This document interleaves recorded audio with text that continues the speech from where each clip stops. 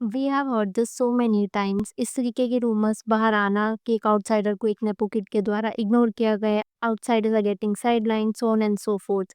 लेकिन अगर मैं आपको ऐसा कहूँ कि आज जिस बारे में हम बात करने वाले हैं, इस टॉपिक में अपेरेंटली एक आउटसाइडर ने ना एक नेपो किड को इग्नोर कर दिया, not out of his own will, बल्कि कुछ ऐसे सर्कमस्टांसेस हो गए which led to a very weird equation between them. इस टॉपिक में तो हम जाएंगे, लेकिन उससे पहले थोड़ा सा brief.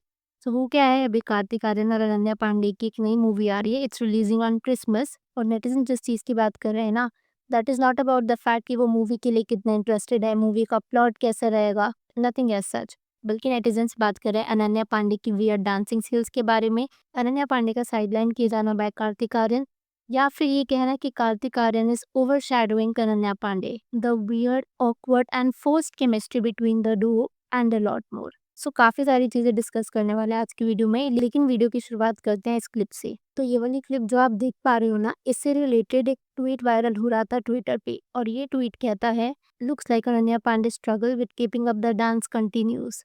It's funny how Karthik, Aryan and the kid instantly found their rhythm, almost like they collectively decided it's best just to ignore her.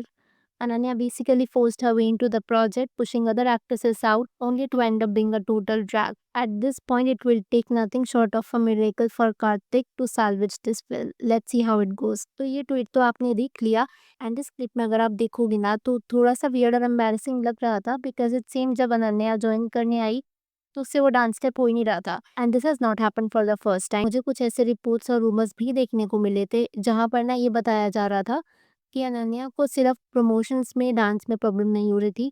In fact एक पूरा सॉन्ग है मूवी में जिसमें से ना अनन्या के वर्जन्स को कट कर दिया गया था, बिकॉज उसका dance was coming off as dirty awkward. उस पर हम आएंगे, लेकिन उससे पहले ये जो ट्वीट था ना, उस ट्वीट के नीचे इस इवेंट के होस्ट ने खुद आकर के रिप्लाई दिया, और उन्होंने अपना नोशन शेयर किया अबाउट व्हाट एग्जैक्टली हैपेंड। आप पहले ये देख लो। This is an true event को मैंने होस्ट किया था। जो यंग गर्ल थी वो कार्तिक की फैन थी और सिर्फ कार्तिक के साथ ही डांस करना चाहती थी, और Ananya was gracious enough not to join in. एक और सॉन्ग जिसमें उसने अनन्या को रिक्वेस्ट किया ज्वाइन करने के लिए, और फिर अनन्या और कार्तिक ने एक साथ डांस किया। After which the Twitter account admin जिसने ओरिजिनली ये ट्वीट पोस्ट किया था ना, उन्होंने जवाब दिया, थैंक यू, लेकिन वीडियो में ऐसा लग रहा है कि अनन्या बिल्कुल भी डांस नहीं कर सकती।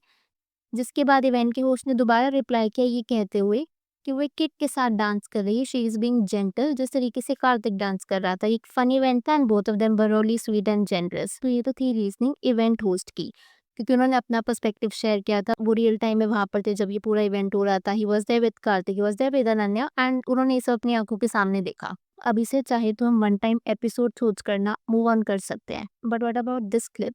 अब इस क्लिप में अगर आप देखोगे ना, अगर आप ध्यान से गौर फरमाओ, तो इस क्लिप में एक्चुअली कार्तिक ने 2 बार ही ट्राई किया था कि वो अनन्या को इंक्लूड करे, but Ananya just give up. I mean it is so weird कि वो अपनी अपकमिंग मूवी के अगर हुक स्टेप्स नहीं कर पा रही है। I understand that the dance is tricky, वो चीज़ ना समझ में आती है अगर ये किसी और की मूवी होती, बट अगर उसकी खुद की मूवी है उसके बावजूद भी ये डांस स्टेप्स नहीं हो पा रहे हैं, then that definitely turns out very awkward, as it was the music launch of her own film.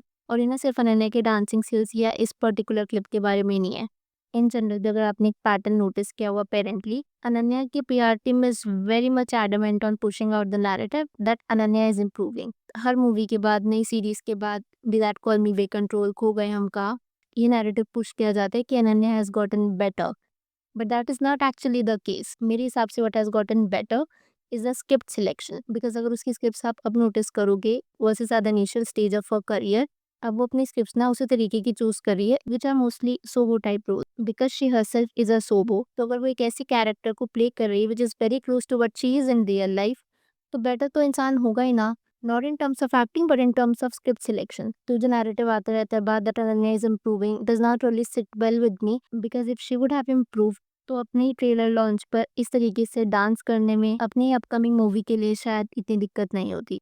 And it is not even about bad acting. हमने ऐसी एक्ट्रेसेस देखी हैं जो कि बैड एक्ट्रेस थी, take Katrina for instance, but at least she was able to dance. और ये जो पूरा ड्रामा है, पता ही है, और भी मैसेज तब बन जाता है जब आप इस चीज़ को जानोगे कि इस मूवी की फर्स्ट चॉइस अपेरेंटली कभी अनन्या थी नहीं, it was Sharvari. Just imagine अगर शर्वरी अनन्या की जगह होती, she would have smash these dance steps, because हम सबने शर्वरी का डांस मुंजा मूवी में देखा है, and she can dance of really really well. But क्योंकि मूवी को प्रोड्यूस करण जौहर के द्वारा किया गया है, so it is quite obvious कि मूवी में से शर्वरी को रिप्लेस करके अनन्या को क्यों लाया गया होगा। एक चीज़ that I am not really able to digest कि ऐसा कैसे हो सकता है कि नेपो किड्स और मान लो somebody who has always wanted to be an actor या actress, they call it as their final goal, ultimate goal, but they never bothered to learn the basics of it like acting, dancing, Hindi diction, which are a part of the job. अगर आप regular businesses में भी देखोगे, people still go to school and earn degrees. मान लो अगर उनका referral भी हो रहा है, but at least वो basic education तो complete करते हैं ना.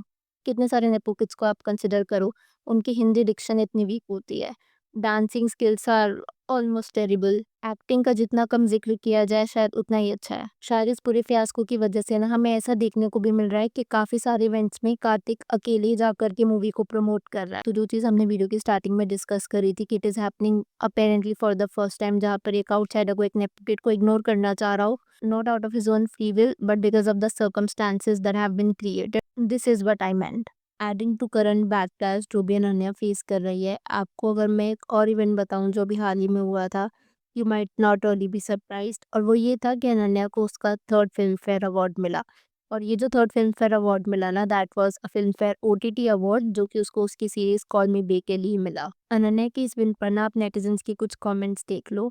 Call me bae over Panchayat in which world, she was just portraying her own self, an untitled SoBo girl, Filmfare awards are fully corrupted. How many more will you buy?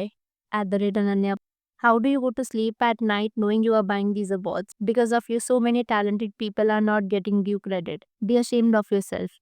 Okay, just tell me one thing, award for what? तो आप ये comments देख करके ना समझ ही गए होगे कि नेटिजन्स काफ़ी ज़्यादा नाराज़ है बाय द फैक्ट कि अनन्या को उसका थर्ड फिल्म फेयर अवार्ड मिला है।